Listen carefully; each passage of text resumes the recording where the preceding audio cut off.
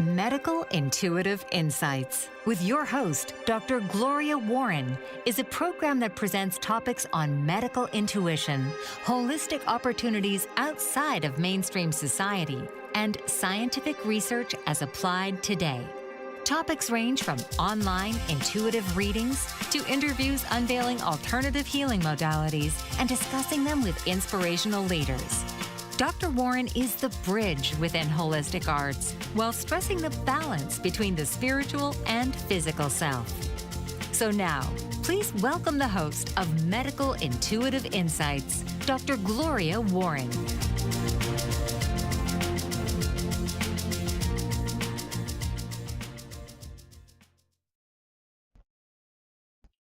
What if the sounds you hear every day are shaping your brain? And what if ancient civilizations understood something about healing, especially the frequencies that modern science is only beginning to investigate? And what if one of the most powerful tools for reducing stress, boy, can we use this, and supporting the brain, recovery isn't a pill, but a vibration? Welcome to Medical Intuitive Insights. I'm your host, Dr. Gloria Warren. Today we're going to explore one of the most fascinating intersections between ancient wisdom of modern neuroscience, brain recovery, ancient Solfeggio frequencies, neuroplasticity, and stress of today's world especially. We'll examine what stress actually does to the brain, how neuroplasticity allows recovery, actually what it is as well, what science says about music and frequency. Yeah, we'll go into the science and the truth behind Solfeggio frequencies, an ancient practice. Practical techniques anyone can begin to use today, immediately. Just stay with us. This may change how you think about sound forever. By the way, we will be giving out a chart. If you want a chart, put chart in the comments below, and I can forward you a chart specifically. Okay? Ancient frequencies and sacred sound. For thousands of years, cultures across the world have used sound as a healing tool. Is there science behind this? They did this long before EEG machines, long before MRI scanners, and long before neuroscience laboratories. People were chanting, singing, drumming, reciting prayers, using bells, flutes, vocal tones, and they often reported similar outcomes all around the globe. They were calmness, clarity, emotional balance, spiritual connection, improved well-being. Ancient Egypt, temple priests employed vocal resonance, chanting rhythmic ceremonies within sacred spaces. Certain chambers were specifically designed to amplify these sound frequencies. The Egyptians believed sound carried creative power. In many texts, creation itself began through divine vibration. Even in India, perhaps nowhere has sound been more systematically integrated into spiritual practice than India. The Sanskrit concept of Nada Brahma, dating all the way back 2,000 years ago, teaches that sound vibration are fundamental aspects of creation. Today, it is often summarized as everything is vibration. Now, did they know what they were talking about? We'll find out in this show, so stay put. The sacred symbol Om, or I should say syllable Om, has been used for thousands of years. Modern acoustic analyses demonstrate that chanting Om creates vibration throughout the chest, throat, skull, and facial structures. Kalyani in 2011 was shown in his research that Om chanting may actually influence autonomic nervous system activity and promote relaxation. By the way, references, if you want references, they'll be put in the comments after the show is posted. Okay, you can have them, look at them. Wonderful resource for you. A lot of research goes into these shows. So, relationship with modern science. Ancient sagas were not describing vibration in the modern physics sense of atoms, electromagnetic waves, or quantum fields. Rather, they were expressing philosophical and spiritual understanding that The universe is interconnected and originates from fundamental creative resonance. Interestingly, modern science has shown just that. Sound is vibration. Matter contains vibrating atoms and molecules. Brain waves are oscillatory electrical patterns, and light behaves as electromagnetic waves. While these scientific findings are not proof of Nada Brahma, they create an intriguing bridge between ancient philosophy and modern physics. Also shown with Tibetan traditions, Tibetan monks developed practices involving singing bowls, deep vocal chantings, harmonic overtones, repetitive rhythmic sounds. These traditions aimed at create mental stillness and enhance awareness. And then, of course, there's indigenous traditions. Native cultures worldwide have used drumming, rattles, repetitive rhythms, vocal ceremonies for emotional regulation and community healing. You've heard about it before on my previous shows. So we're going to delve deeper into all of this. Remarkably, many traditions independently discovered similar rhythmic ranges. So why does sound actually matter, though? Sound is not merely heard. Sound is vibration. When sound enters the ear, mechanical energy becomes electrically charged. The nervous system then interprets these signals. Sound literally becomes brain activity. Every word, every song, every rhythm changes neural firing patterns. This is where ancient practices begin to intersect with modern neuroscience. I just want to let you know we have Nurse Peggy Smith from the Holistic Nurse. Hi, Peggy. How are you? Hi, good to be with you again today, Gloria. So, you heard the introduction. What excites you the most, you think, about this whole uh, show today? Well, since I'm a musician too, I mean, sound has always been special to me, and it just uplifts your mood. Or it can I've done experiments with my animals. So certain sounds actually make them agitated. So sometimes for Mm, fun, okay, what does this do to our mood?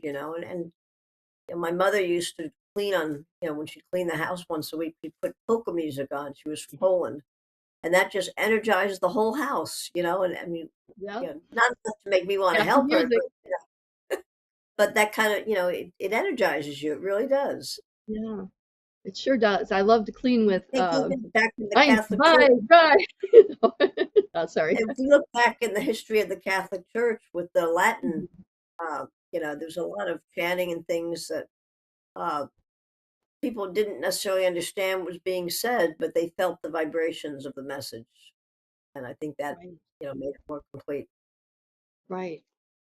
I think every different type of music, no matter what the genre is, I think promotes something in the brain. You know, you can listen to, some people don't like listening to blues music. I love blues music. I used to sing blues music. It was great. But some people don't like listening to it. And I hear the same comments. Oh, it's always about negative stuff. Well, you know what? That's in a lot of music, even country western. I mean, come on. But there's cheerful music and different types of music. And you can find that and use it to your own purpose, like to bring joy into you, make you happy, maybe excite you, give you more energy. I just love it. I love that you mentioned music today. So Well, my it's parents love they actually react physically. Obviously, they can't play an instrument or anything, but as soon as an upbeat song plays, both parents start dancing. One dances up and down, the other one goes side to side, rocking on his feet. But right. uh, you know, music is there's a lot of natural sounds that are musical out in the wild in nature. Listening to the birds or the early morning. Um, Yep. I used to be annoyed when my smaller birds would start chirping when the early birds got up, and I realized this is really beautiful. They're communicating with each other and, happy to start their day. Why aren't I? So we can Yeah. learn a lot about some vibrations and sounds looking at our pets. So let's go a little deeper into nature. What part, what would you do if you wanted to zen out your mind and uh, do something in nature? Where would you go? I'm kind of a in the forest, babbling brook type of person. All Aren't You we know, all? No, sorry. now some people are more beach people, but I prefer the All forest right. and the crickets Mm-hmm. chirping and, although it's nice to go on those, where you can hear the whales out, when making their communicating, the dolphins, but it's not it doesn't elicit the peace that I think I get from the woods. Yeah, I fully agree. I actually had somebody ask me a question about that once. They said, if you were going to spend the last year of your life, then you said they gave you a choice. Would you go to a forest, a mountaintop, a deserted island, or I think there was one other, an urban forum? And I said, oh, forest. I'm a lumberjack type gal, take me up in the forest, let me go down those roads with the trees, and especially in the fall.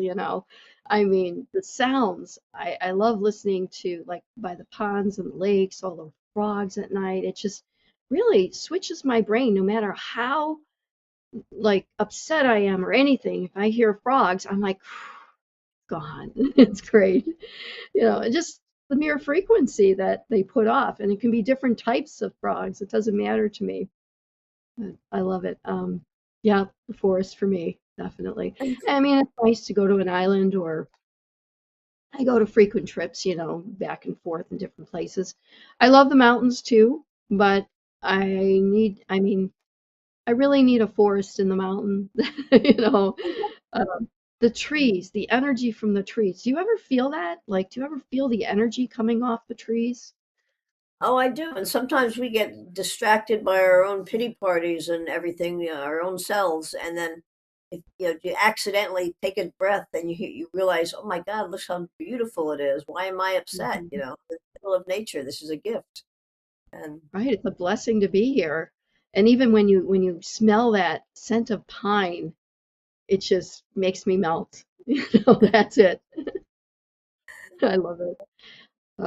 I don't know, water's very relaxing, but in the forest you have water too. You have waterfalls, you have water creeks, especially a creek. Oh, that's just wonderful by creeks. Um, you got to worry more about the bears and everything else up there, but it's worth it to me. Uh, but any place you go, like if it's water that gives you comfort, you can actually then, go by the ocean or go by a lake, even when it's no forest. Like even in Arizona, they have lakes. And I remember camping outside of a lake. To me, it was very plain, but to some other people, they loved it. It was wonderful for them. So just a thought, you can always find where to find your Zen and then go there when you need it the most. So don't go anywhere. We will return shortly. We're going to take a quick commercial break. What stress actually does to your brain and why chronic stress may be preventing your brain from healing and making your brain heal at a fast, I mean, not heal, age at a faster rate. Stay right there. We'll be right back. Mike Zorek, a three-time California state champion in Greco-Roman wrestling at 114 pounds. Mike, blind since birth, was born in Hartford, Connecticut. He was a six-time national placer, including 2 seconds, 2/3, and 2/4. He also won the Veterans Folk-Style Wrestling twice at 152 pounds. In all these tournaments, he was the only blind competitor. Nancy Zorek, a creative spirit whose talents have taken her to the stage and into galleries and exhibitions in several states. Her father, a commercial artist who shared his instruments with his daughter and helped her fine-tune her natural abilities, influenced her decision to follow in his footsteps. Ms. Zorek has enjoyed a fruitful career doing what she loves. Listen Saturday mornings at 12 Eastern for the Nancy and Mike Show for heartwarming stories and interesting talk. Are you struggling to care for elderly parents or a spouse? Do you wonder if being a caregiver is making you sick? Are you worried about taking time off work to care for elderly parents and balance work, life, and caregiving? Has caregiving become exhausting and emotionally draining? Are you an aging adult who wants to remain independent but you're not sure how? I'm Pamela D. Wilson. Join me for the Caring Generation radio show for caregivers and aging adults, Wednesday evenings, 6 Pacific, 7 Mountain, 8 Central, and 9 Eastern, where I answer these questions and share tips for managing stress, family relationships, health, well-being, and more. Podcasts and transcripts of The Caring Generation are on my website, PamelaDWilson.com, plus my caregiving library, online caregiver support programs, and programs for corporations interested in supporting working caregivers. Help, hope, and support for caregivers is here on The Caring Generation and PamelaDWilson.com. Welcome back to Medical Intuitive Insights. I'm your host, Dr. Gloria Warren, and we're here with Nurse Peggy Smith today, exploring brain recovery, ancient Solfeggio frequencies. Don't worry, we'll get there. But first, neuroplasticity and stress. So let's discuss stress in the brain. Okay, we need to remember stress is not simply an emotion. Stress is a biological event when the brain perceives danger. Danger. I'm not going to do it. So I know, you know what I was going to do. So the hypothalamus, when your body's under stress, the first thing that happens is your hypothalamus detects stress and releases corticotropin, releasing hormone, CRH. Then the pituitary gland releases ACTH, adrenocorticotropin, adrenocorticotropin hormone. And then your adrenal cortex responds by producing and releasing cortisol. This system is known as the HPA axis, hypothalamic pituitary adrenal axis. Cortisol helps us survive an emergency, the fight or flight. You're under stress, emergencies, cortisol helps you get things done fast. So it helps you survive an emergency. Short term, though, stress, it can be beneficial. However, long-term cortisol exposure creates problems. Research has associated chronic stress with memory difficulties, emotional dysregulation, sleep disruption, reduced cognitive flexibility, and increased inflammation. You know, you wake up in the morning. I think you probably have had this problem or know people that have, Peggy. The swelling, you wake up and you're just so swollen and, oh my gosh, my face is swollen, my hands are swollen, my feet are swollen. What's going on here? So. Well, one, you probably didn't have to wake up to go to the restroom in the middle of the night, because usually once you go in the morning, a lot of that swelling does go down. Mhm. But two, because your organs are working at a slower pace, your kidneys are not functioning and processing things, so it's kind of like a Right. backlog on the assembly line. Uh, Your blood has to push things through. Once your kidneys wake up, for somebody that's healthy, that's good. It'll take care of itself. But if you're borderline anything almost, or high blood pressure, things like that, those are the kind of things that, the silent things that happen when you're under stress. And, it's not just you have high blood pressure. Because you have high blood pressure, the kidneys cannot process, the waste products, and everything just goes slower. You're not getting enough oxygen to your brain either, so it's a big roller deep, coaster that's not healthy. deep breathing may help, right? Mhm. Breathing does help, and so does getting adequate sleep, restful Hmm. sleep. Um, so there's a lot we can do, though, to keep ourselves healthy. We're not just victims of nature. Right. And then, when you have stress and it acts, the amygdala really gets involved. It acts like a threat detector. And under chronic stress, the amygdala can become hyperactive. And this can be a problem. The brain begins scanning constantly for danger. People may experience anxiety, hypervigilance, irritability, emotional exhaustion. I'm sure we've all been through that at some point. And then the hippocampus plays a major role in memory in this type of scenario. Studies have proven prolonged stress can negatively influence hippocampal function. It affects memory formation, learning, recall. Then the prefrontal cortex gets involved.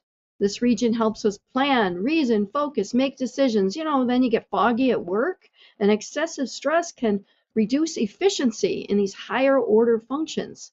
This is Well, why Gloria, stress. that's why they advise that you don't make any critical life decisions when you're under stress, because Excellent your point. thinking is going to be a little bit distorted. And like, just like you shouldn't Hmm. go grocery shopping when you're really hungry, because you'll buy a bunch of junk that you really didn't want. You shouldn't make Yeah. any real serious decisions. Like, maybe you're under stress because your job really is not fun to be at, and had to work on not using expletives there. But No, it's great. but then if you say I quit, I've had enough of this, and without thinking it through, you're acting on stress influencing you, not logical reasoning, and something like If that is you're a if you have doctor a with fantastic patients, story. Yeah. or you as a nurse, I mean, this can become a critical problem if you're under stress and you make a decision that, ultimately affects your patient in a negative way, or even, stockbrokers and things like that. And you know how much stress they can be under. And there's a lot of fields where stress just doesn't mix with work. So Well, Gloria, I I have a question for you. How about good stress? Does good stress have the same negative physiological effects? well, good stress gets you up in the morning and going. Gets you to reach for that cup of coffee. So good stress can be good, but stress is stress. So even good stress, you can get too much of it. So if you're out there partying and you think you're having fun and everything, well, just wait till the next day. Your brain is not going to be the same. You don't have to be a drinker to be out doing things and dancing all night, but the next day you may just feel exhausted, may need extra, rest and to replenish the brain in different ways. So yeah, stress is still stress, good or bad. Of course, good stress is better than bad stress, but Well, you I'm can go thinking more like a student who's studying for an exam deadline, and really the stress is keeping them studying and focused. right. Um, It serves a purpose. that right. So, well, all stress though. Well, no, I guess all stress doesn't serve a purpose. Good point. Well, Okay. fight or flight maybe, but yeah. No, I fully agree with that. You need to cram for those exams. I need to write another book in the next 2 days. I need to re-edit one. So I'm going to be busy. I'll probably not sleep tonight, but then you can never make up lost sleep. So what I'll do is eventually when I do need to go to sleep, I'll go to sleep, but then I make sure I don't, I stay in bed for at least 7.5 hours, and that could be up till 10 tomorrow or noon and whatever it is. I need to do that. So we need to make sure we get enough sleep and things of that nature. They affect brain waves. The stressed brain often becomes dominated by high beta activity, hyperarousal states, and difficulty entering restorative states. And this can be a huge problem. So, especially, with brainwave activity and stress. So, So, what exactly? How do you know about these brainwaves? I mean, unless you've got wires attached to your head. yeah, let's just look at AI in my head. No, boy, that'd be great. No, brain waves are patterns of electrical activity, and they're produced by neurons in the brain. They're measured in hertz, which means cycles per second. Brain waves slow down, consciousness generally shifts from active thinking toward relaxation, sleep, and deep restorative states. So things like low frequency let's do low frequency to high gamma. There's that's the lowest 30 to 100 hertz peak cognition, and this is what you want all the time, but it just doesn't happen that way. Well, I can't say that. You want to relax too. So the primary characteristics here is higher learning, insight, information, processing, and concentration. Fantastic when you need to take that exam and learn for the exam, take the exam, or even perform at work. Maybe you need to um, have a meeting and you need to talk to the group. That's what you want, are those gamma waves. Then you have beta waves, 13 to 30 hertz, and normal waking consciousness is beta. Okay, active thinking, active problem solving. Oh, let's see. Okay, I need to make the hot water first to make my coffee, or maybe I need to grind the beans, or so it's problem solving. Or oops, I put the water in before making the coffee. Okay, wait, I got to do this, and you got to solve the problem. Focus, alertness, basic things. That's the beta. And then you have alpha waves, 8 to 12. That's relaxed awareness. That's when you're just sitting there, relaxed, calm, creative, reflective, meditative, and it reduces stress, those alpha waves. Then there's theta, 4 to 8 hertz, deep relaxation, meditation, intuition, daydreaming. That's could be theta waves, emotional processing when you're relaxed doing it, not crying and everything really bad, but just relaxation, pondering. Then there's delta, 5 to 4.5 to 4 hertz, physical restoration, deep sleep, healing, brain healing, immune support, unconsciousness. Therefore, stress could lead to insomnia, mental fatigue, brain fog. But the good news is the brain is not static, the brain is adaptive. And it brings us to the question of neuroplasticity. This is also an area we'll talk about. But I'm thinking about these beta waves. So, and the reason why I mentioned beta waves, because that's going to be a topic in our neuroplasticity section in the next section. That'll be a topic. And remember, beta waves themselves, that is basically the frequency of 13 to 30, and it is normal waking consciousness. Right now, we're probably in beta wave, and we're probably a little bit higher than beta wave, more because we're being analytical on this show, but it's normal waking consciousness, active thinking, problem solving, focus and alertness. So it's your day-to-day lives. You probably spend most of your time in a beta wave state.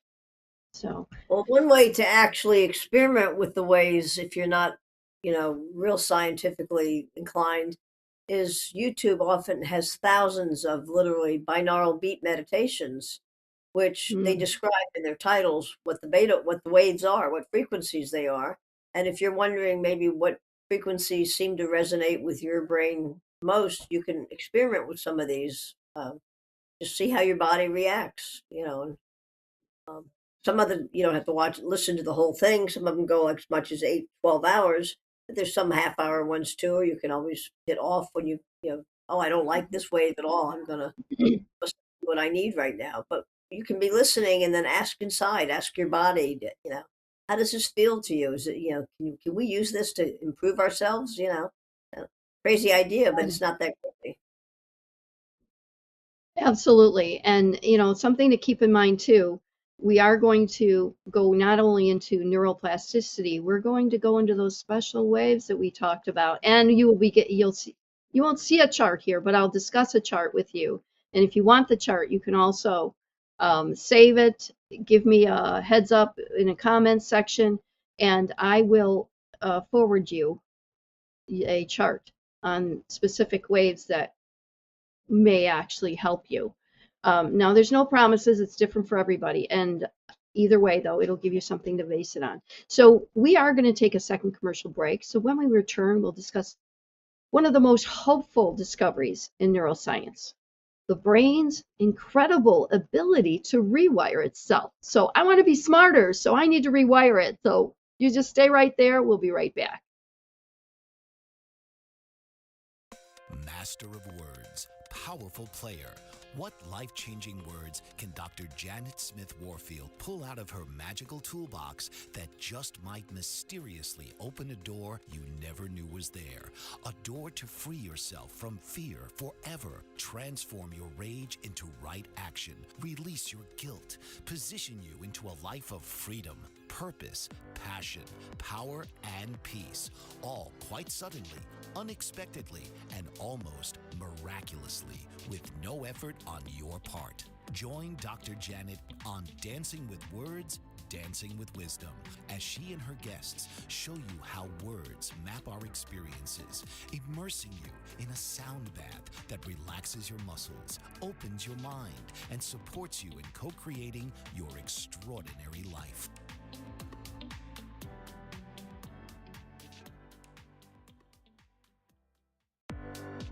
Author, radio show host, and coach John M. Hawkins reveals strategies to help gain perspective, build confidence, find clarity, achieve goals. John M. Hawkins' new book, Coached to Greatness, Unlock Your Full Potential with Limitless Growth, published by iUniverse. Hawkins reveals strategies to help readers accomplish more. He believes the book can coach them to greatness. Hawkins says that the best athletes get to the top of their sport with the help of coaches, mentors, and others. He shares guidance that helps readers reflect on what motivates them, rediscover and assess their core values, philosophies, and competencies, find settings that allow them to be the most productive, and track their progress towards accomplishing goals.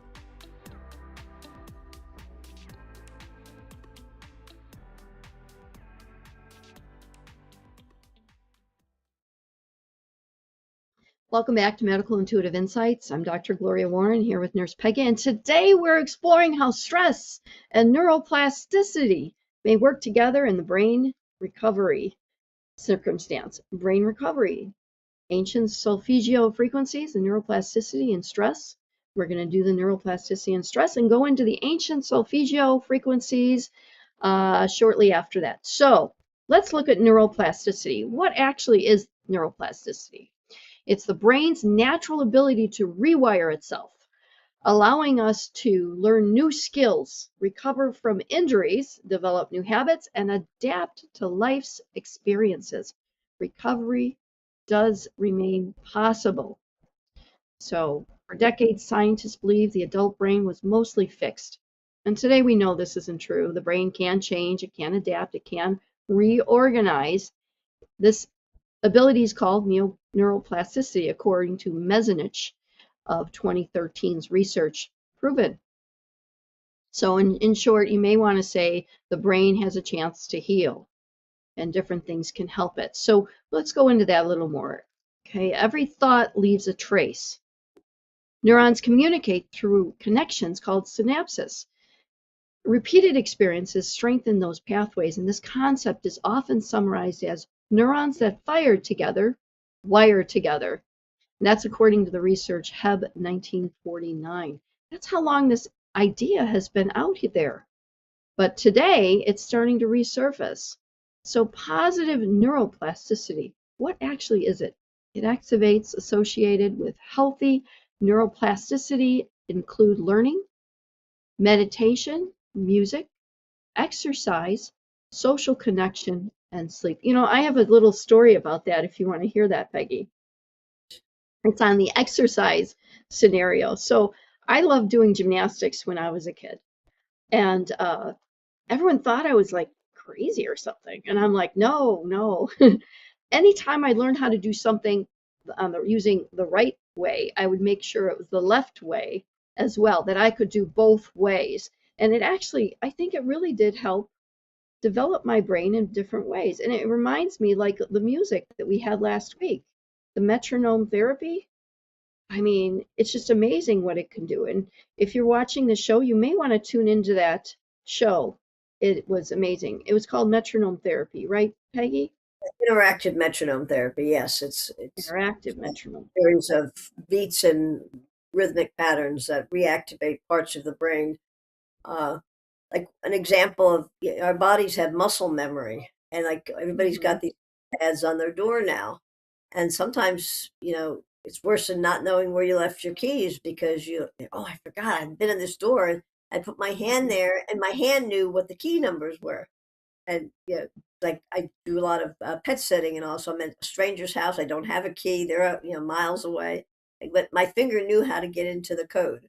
And after not using it for several months, and I saw a story last week about a turtle, somewhere 56 years old. Somehow the turtle I was a big turtle, had all 4 feet had been injured, so he had no feet. And first a prosthetic person that makes prostheses for people put like casters on the bottom of the belly and all, so that at least the turtle could propel himself a little bit.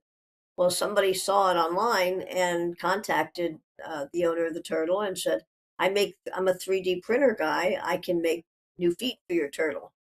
And they did that using the 3D printer, and the turtle, his brain remembered what it was like to walk, actually was so excited that he could walk again, started walking running in circles, and just almost like if he could jump up in joy for glee. That was the impression you got in the video. You could just see it in his eyes, how happy he was. It's just that even if your brain is injured, there's still parts of your brain that store the memories of what it was like. Somebody who has been born hearing impaired, severely hearing impaired, and they get cochlear implants, the first time they hear, and those implants actually rewire your brain. That's all, very scientific, practical uses of rewiring your brain. Somebody who was sighted and then through an accident or whatever, now totally vision impaired, um, they can remember what those things were that they used to see. But somebody who was born with no vision, it's a little bit more challenging because the brain doesn't have those memories, but they rely on, their companions, people around them, to tell them what it is that what it should look like. Mhm. The brain is just amazing. Yeah, it's amazing. I really can relate to all that too, but I love the turtle story. It's just amazing. I I find it very uplifting to hear positive things like that. So, let's go into the music and neuroplasticity again. Music activates multiple brain regions simultaneously. It engages memory centers, emotional centers, motor pathways, attention networks, and reward circuits. It's just, and that's Fancourt and his colleagues in 2014 did that a study on that, and that's what they found with music.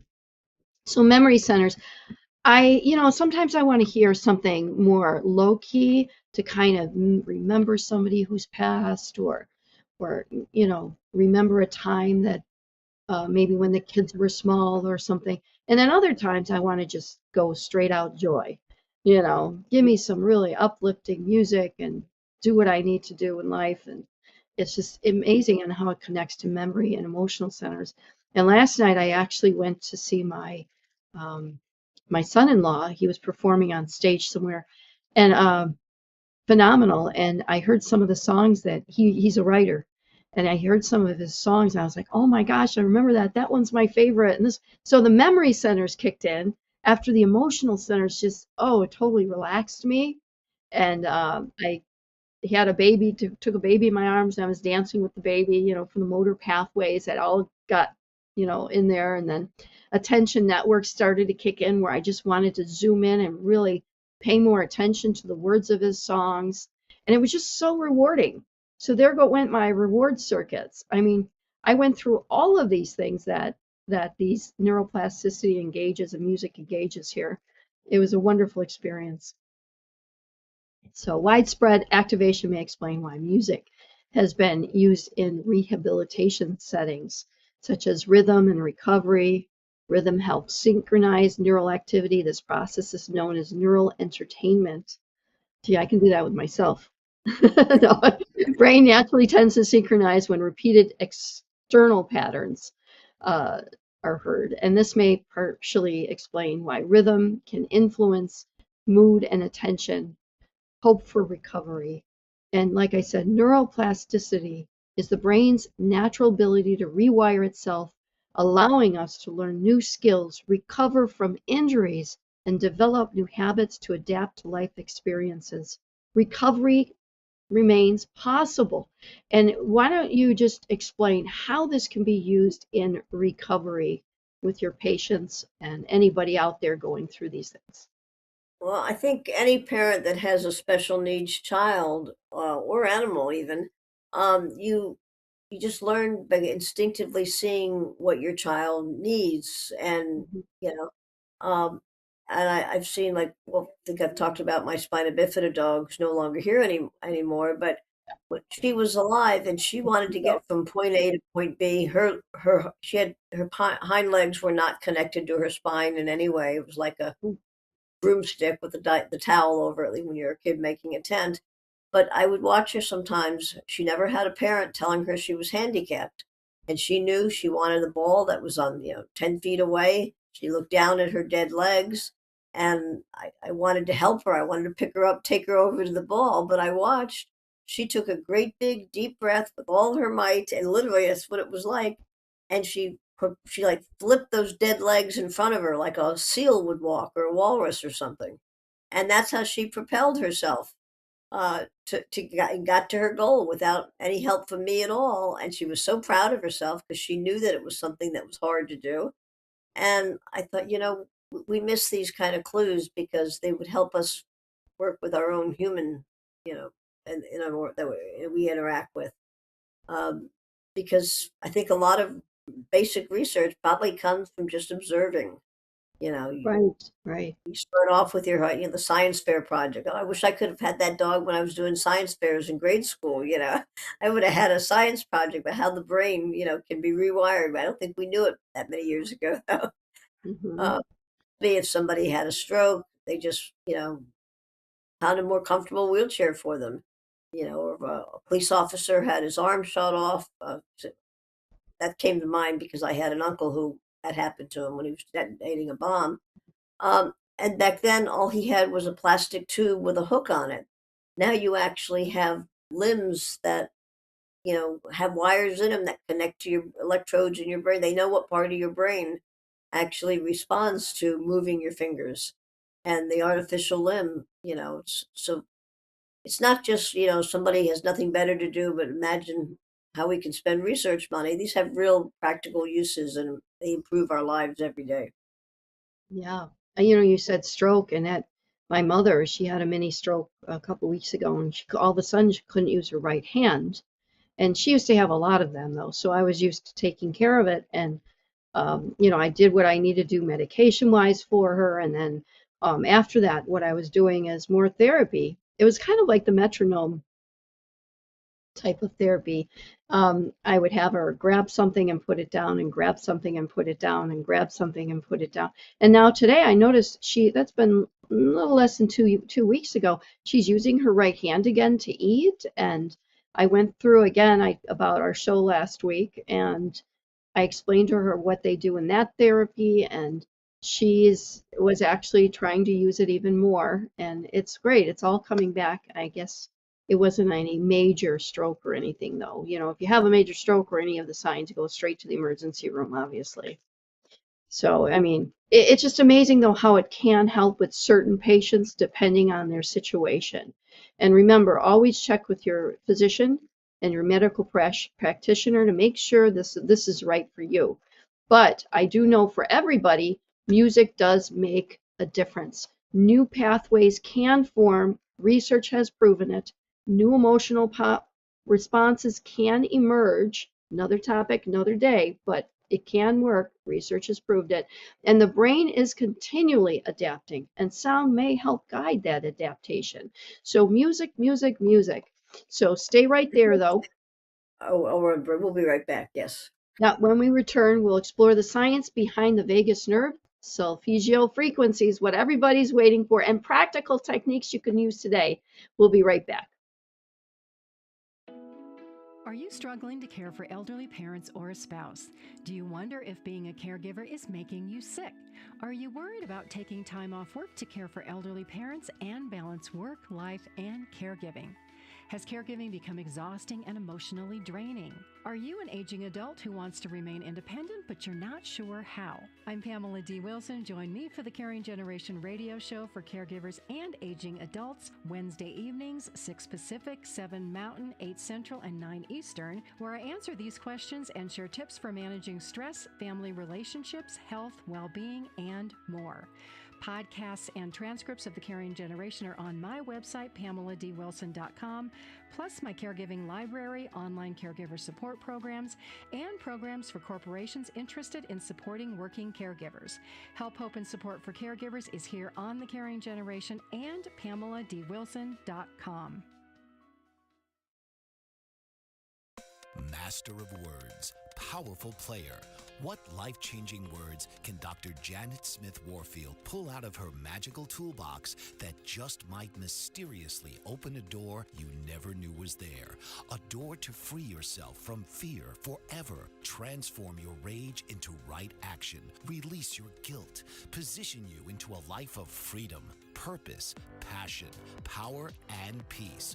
All quite suddenly, unexpectedly, and almost miraculously, with no effort on your part. Join Dr. Janet on Dancing with Words, Dancing with Wisdom, as she and her guests show you how words map our experiences, immersing you in a sound bath that relaxes your muscles, opens your mind, and supports you in co-creating your extraordinary life.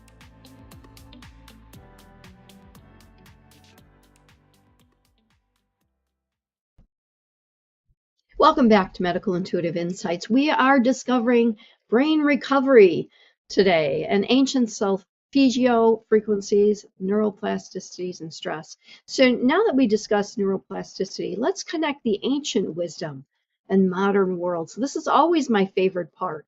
So we have Nurse Peggy with us too here today. She's going to key in when she wants to key in, and we can ask her questions as well. So sound, the vagus nerve, the solfeggio frequencies, and brain recovery. We talked about brain recovery and strokes and things of that nature. The vagus nerve, what is it? A major communication pathway between the brain and the body. And it influences heart rate, digestion, mood, inflammation, relaxation.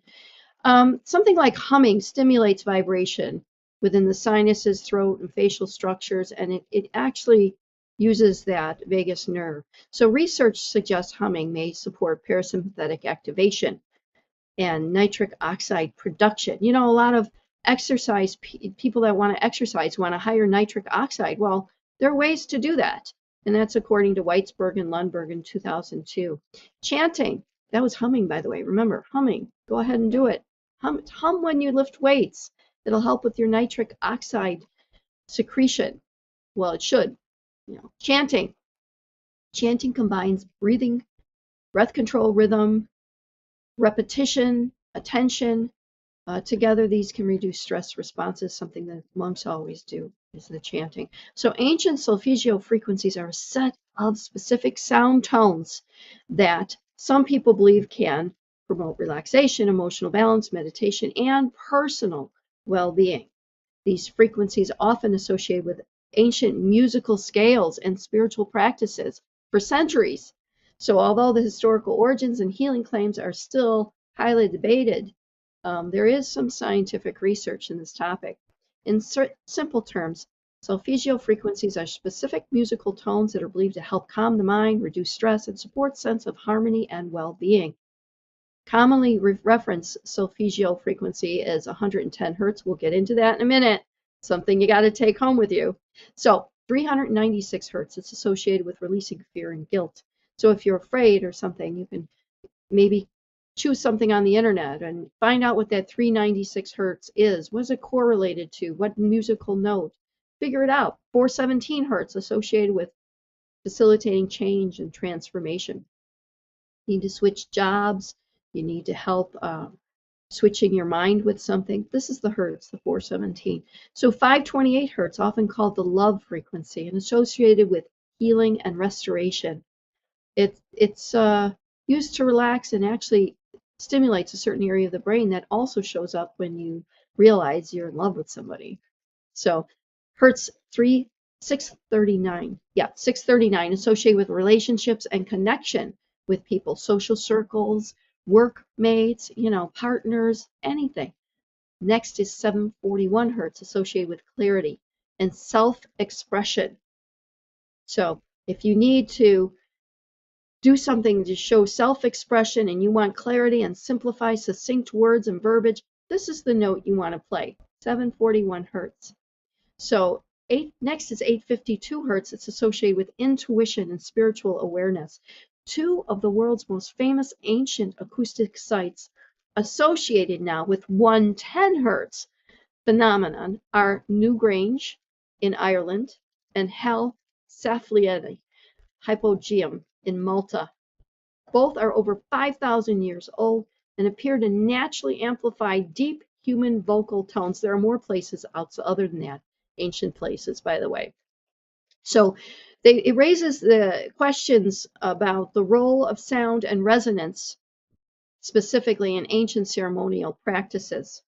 From a scientific perspective, music and sound can influence mood, stress levels, attention, and relaxation. However, research specifically validating the unique healing effects of individual solfeggio frequencies remains limited, still emerging, university level attention at this time. So figure out and see further research as it comes out. Research regarding these specific frequencies is still limited, but I don't think it will be much longer because music itself clearly influences physiology. Relaxation music may lower stress, improve mood, reduce anxiety, enhance recovery. We talked about that, didn't we? With stroke victims and autism. We only have a couple minutes left, Gloria, but if you think about, like, say how organ music in a church, usually no matter what the religion, your closing hymn is usually something that sends you out the door ready to conquer the world. And, you Yeah. forgot your problems. You know that you're not alone if you have. And, yeah, but it's the vibrations of the organ Yeah. that resonate with everybody. What I'm seeing here is perhaps a future show where we could actually have the samples of the different I think tones. That would be very neat. I think that'd be a wonderful idea. I think we're going to do another show. But practical for today, brain recovery protocols. Step one, deep breathing. 5 minutes. Five Well, minutes. you only Remember, have two. yeah. Just so Step you know. two, right. So if you go through these steps, you're going to notice a change in your brain. I feel, but let's see if you do. That'd be great if you do. Step one, the deep breathing, 5 minutes. Step two, gentle humming, 3 minutes. Hum. Step three, calming instrumental music. I know you can find some out there. It's like listening to Delilah. I love it. Step four, gratitude reflection, 2 minutes. Sit there and reflect just for 2 minutes. And step five, consistent repetition. Remember, the power may not come from a magical frequency. The power may actually come repeatedly, placing the nervous system into a healing state. So, thank you so much, Peggy, for joining us. You want to tell everyone how to get a hold of you? Yes, I have a Saturday at 1 p.m. Eastern Time podcast, The Holistic Nurse with Peggy Smith, and the YouTube channel by the same name. My show's at 1 o'clock Eastern Standard Time. Thank you for having me, Gloria. Oh God, This is always a blessing, of course. So ancient cultures may not have possessed MRI scanners, but they understood something important. Sound affects human experience. Modern neuroscience confirms stress changing the brain. Neuroplasticity allows for recovery, potential recovery, and music influences neural activity. And intentional practices can restore balance, whether you're through prayer, meditation, chanting, music, or simple moments of silence. The brain is capable of change. So remember, yeah, I'm Dr. Gloria Warren with Nurse Peggy Smith. Thank you for joining us here at Medical Intuitive Insights.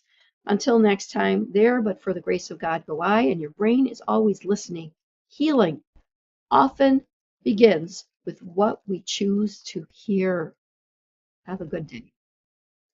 Thank you. Have a great week, Gloria. This has been Medical Intuitive Insights with host Dr. Gloria Warren. Tune in each week as Gloria shares over 40 years of experience and yearns to provide knowledge derived from intuition and research. Wednesdays, 2 p.m. Eastern.